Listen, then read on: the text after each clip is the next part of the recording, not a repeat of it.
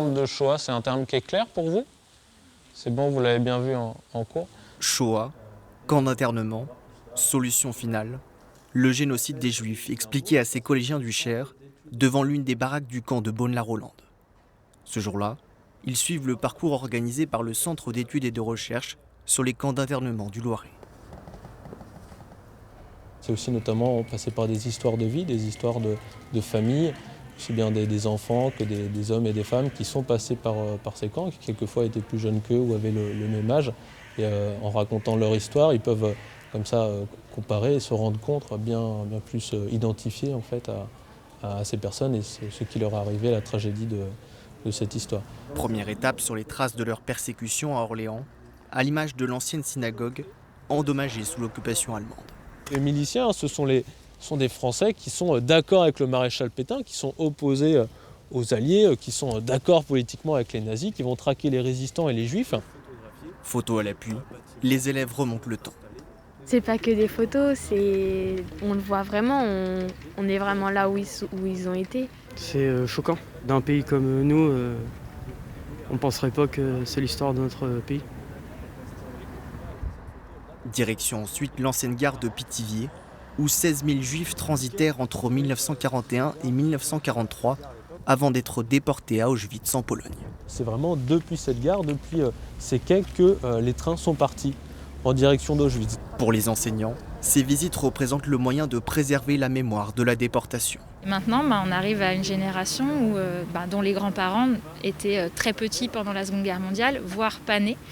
Et c'est vrai que quand je leur demande en classe, vos grands-parents vous en ont déjà parlé, j'ai presque plus de réponses. Alors qu'il y a encore quelques années, il y avait des échanges d'anecdotes ou d'objets, des héritages d'objets qui se faisaient. Je trouve que c'est en train de s'amenuiser. Pour faire perdurer la mémoire des camps d'internement du Loiret, le CERSIL intervient régulièrement dans les écoles de Pithiviers et Beaune-la-Rolande. Et mon invité ce soir est Anaïque Lefeuvre, responsable du CERSIL. Bonsoir, merci d'être avec nous. Bonsoir. On vient de suivre cette visite scolaire, notamment dans votre établissement. En quoi c'est important, 76 ans après la libération des camps, de perpétuer ce travail de mémoire ? Eh bien, c'est la mission du CERSIL, c'est un centre d'histoire et de mémoire qui mène des recherches depuis 30 ans. Le point d'entrée, c'est l'histoire des camps d'internement du Loiret. Et c'était là des élèves de la région, d'ailleurs, qui étaient là, donc qui découvrent à partir de lieux qui leur sont proches une histoire pour laquelle il y a en fait beaucoup de représentations aujourd'hui. Ils ont beaucoup de films, de livres qu'ils peuvent voir, mais reste à faire le travail d'histoire, effectivement, pour comprendre le processus, pour comprendre ce qu'a été un camp d'internement, pour comprendre ce qu'a été un camp dans la France collaborationniste, ce qu'a été le régime de Vichy et ce qu'est un processus génocidaire. Donc vous voyez qu'il y a plusieurs niveaux d'échelle. Et on a entendu justement dans le sujet cette enseignante expliquer que parmi ses élèves, il y avait de moins en moins de témoignages directs de grands-parents qui n'avaient pas forcément connu la guerre. Est-ce que ça vous inquiète, cette mémoire vivante qui s'éteint au fil du temps ? De fait, en avançant dans le temps, on s'éloigne du passé. On ne peut pas changer l'histoire, mais on peut l'analyser. Et donc, c'est ce que il faut s'appuyer sur les sources historiques. C'est pour ça que c'est important que les élèves qui n'ont pas le temps, dans le temps scolaire, de comprendre toute la complexité de ce sujet, de se confronter à des archives et à des sources historiques, et qu'ils aient un point d'ancrage et des référents pour le faire. Et un point de repère effectivement historique. Alors cette année 2021 marque 2 anniversaires. D'abord les 10 ans de la création du musée, mais aussi les 30 ans du CERSIL, le centre d'études et de recherche sur les camps d'internement du Loiret. Il a été créé à l'initiative de familles de déportés en 91, et notamment d'Hélène Moucharzé, la fille du ministre Jean Zay, assassinée par la ministre de Vichy en 44. On regarde ce sujet de Corinne Bianrosa et Charlie Krief, et on se retrouve juste après avec notre invité. Elle s'appelle Aline et elle est le visage du CERSIL. Gazée à Auschwitz le jour de ses 3 ans, elle est le visage de ces 4400 enfants juifs internés dans les camps de Beaune-la-Rolande et Pithiviers, puis déportés. Pas un seul n'est revenu. Faire émerger cette vérité a été un des combats d'Hélène Moucharzé. Ces événements étaient ignorés Donc, mais pourquoi, on m'a dit, mais pourquoi rappeler maintenant, pourquoi rappeler ces événements? On me disait, il faut tourner la page. Et moi, ce à quoi je répondais, je veux bien tourner la page. Et encore, tout dépend de la façon dont on la tourne. Hein.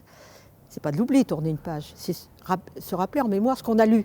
Mais il faut d'abord la lire, donc il faut faire ce travail qui n'a pas été fait, de rappeler, de faire une exposition, de faire des publications. Il faut absolument rappeler ces événements, 50 ans après ou pas, il faut le faire. Les 1000 mètres carrés de l'ancienne école orléanaise, devenue le musée du Cercil, racontent l'histoire de ces camps de la honte, comme on les appelait. Les murs résonnent du témoignage d'Annette Muller, seul enfant rescapé avec son petit frère. Elle avait 9 ans. On avait tous la dysenterie, des boutons, la tête rasée, des étoiles jaunes peintes sur les vêtements. On était comme du bétail et les gens nous regardaient. À mon avis, je sentais un dégoût de la part des gens. Il y a la grande histoire, mais ce qu'on appelle la micro-histoire, la petite histoire, c'est ça qui va amener les jeunes à prendre conscience de la réalité des choses. Sinon, 6 millions de morts, qu'est-ce que ça dit à des jeunes, surtout presque 80 ans après, mais ce qu'il leur dit, c'est que, comme le dit d'ailleurs toujours Klarsfeld, la Shoah, c'est 6 millions de morts, mais c'est 1 plus 1 plus 1 plus 1. Il y a 10 ans, Simone Veil et Jacques Chirac étaient là pour l'inauguration du musée. Signe que les temps avaient changé, même si aujourd'hui, le devoir d'histoire et le travail de mémoire s'avèrent toujours indispensables. Anaïg Lefebvre, on entendait dans ce sujet le témoignage très fort d'Hélène Moucharzé sur le déni qui a très longtemps existé sur les camps, l'existence des camps d'internement dans le Loiret. Ils ont été découverts dans les années 90, au début des années 90. Comment se fait-il que ça a été oublié ? Alors, c'est pas simplement pour l'histoire des camps d'internement du Loiret, mais on va justement dans une exposition restituer un peu une histoire de la mémoire locale, nationale. Et c'est vrai qu'Hélène Moucharzé le dit, en 1990, il y a une urgence. L'exposition s'appellera « Sortir de l'oubli ». Parce que, mais elle le dit très bien, tout le monde voulait tourner la page et elle le rappelle, encore faut-il la regarder. Donc, il y a 30 ans, c'est vraiment un moment où émergeait une nouvelle mémoire de la Shoah et où on était avant la reconnaissance des crimes de Vichy. Un dernier mot, je le disais tout à l'heure, ce lundi débute la semaine d'action de lutte contre le racisme et l'antisémitisme. Dans notre société d'aujourd'hui, quel devrait être, selon vous, le bon discours pour lutter contre ce type de violence ? Alors, je ne sais pas s'il faut aller directement au discours, parce qu'à vouloir aller directement au message, peut-être qu'on oublie une étape essentielle qui est celle de l'histoire. Et c'est justement le temps qu'on essaye de prendre dans un musée mémorial, c'est-à-dire le temps de l'analyse, pour refroidir un petit peu des questions vives qui circulent via les réseaux sociaux, avec certains discours qui ne permettent pas forcément de prendre la mesure de certains événements et d'en comprendre les enjeux même pour le temps présent. Effectivement, prendre le temps de réfléchir et de regarder le passé. Merci beaucoup Anaïg Lefebvre d'être venue sur le plateau du 19-20 Centre Val de Loire ce soir.